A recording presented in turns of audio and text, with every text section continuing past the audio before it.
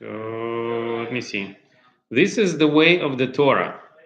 Eat bread with salt, drink water in small measures, sleep on the ground, live a life of deprivation, but toil in the Torah. And if you do this, you're praiseworthy and all is well with you. You're praiseworthy, meaning people will be jealous and they would want to emulate you. It will do the same lifestyle as you do.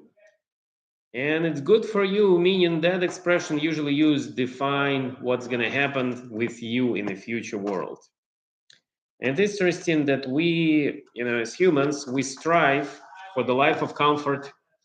We like to have, nice soft mattress. We like to have down comforter to make us nice and comfy. But Pirkei Avos, the teaching our fathers, tells us the opposite. It tells us that you should be sleeping on the ground, basically on a hard surface, and eat very minimal diet. If I would, right now, my wife would bring me candy and say, "Do I want it?" Yes, sure. I feel like I want to have a piece of it. I want to put it in my mouth, enjoy the sweet candy. There's no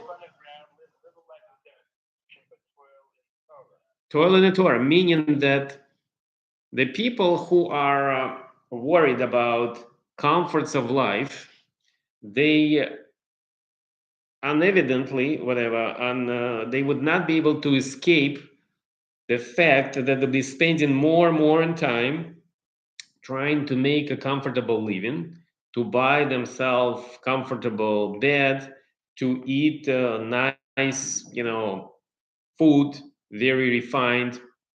But we know even as a doctor, you know that medicine suggests this simpler the diet you have, the better it is for your body. So in reality, I don't know what even to extrapolate. It tells very flatly, very simple. It says that this is the way of the person who wants to learn Torah. Eat bread with salt, meaning very, very simple. And drink water in measures. Seems to be, could be understand both. Like don't drink too much water or just have enough water. Basically, water and black bread. This is what it says, right?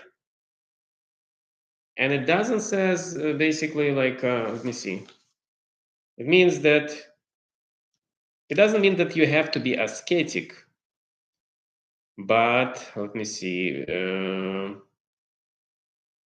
Just have to be as simple as possible. Try to live a simple life, and even if you are in a constrained situation, it means continue learning Torah even if you are have a constraint and if you are not comfortable. And it means that a person should be willing to sacrifice his life comfort for ability to learn Torah. End of the story. And just for the better, what to say, for the positive thought, it says in the previous one, we go one back, which was a very, very long one, right? That we learned the Mishnah Pirkei Avos, that was Mishnah number 4. And let me see, number 3. Go back. He who learns from his fellow man a single chapter and a single halacha, a single verse and a single Torah statement, or even a single letter, must treat him with honor. For that we find about the David, king of Israel. I went up after we learned Mishnah number 4. Now we're learning Mishnah number 3, just one up. I went backward, yeah, because I thought I wanted to find something positive after this, difficult challenge that hard to agree for some people. So what did the David did? What did we learn from him? That he has a great Talmud Chochem. That's Ahitophel, and Ahitophel was it's almost like he said, almost like a Ruach HaKodesh. He was like almost like a prophecy from Hashem.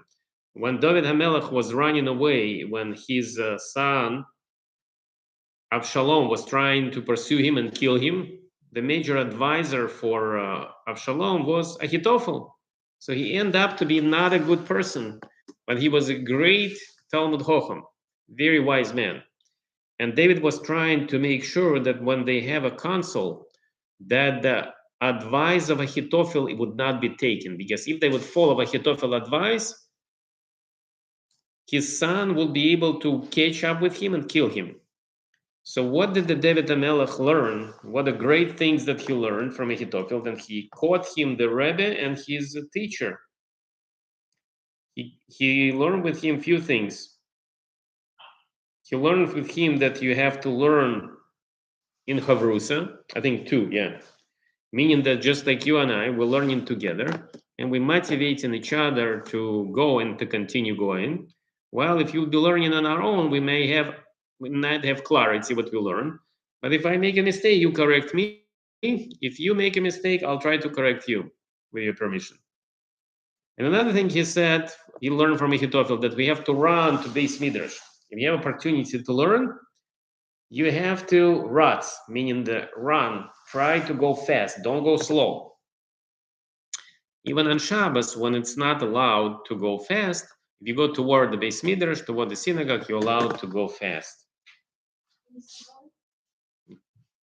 So this is it. And it says that the wild wise man shall inherit the honor, and the perfect shall inherit good.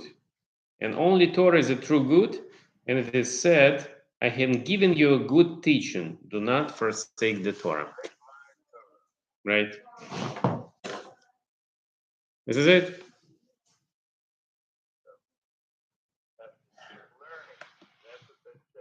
Yep.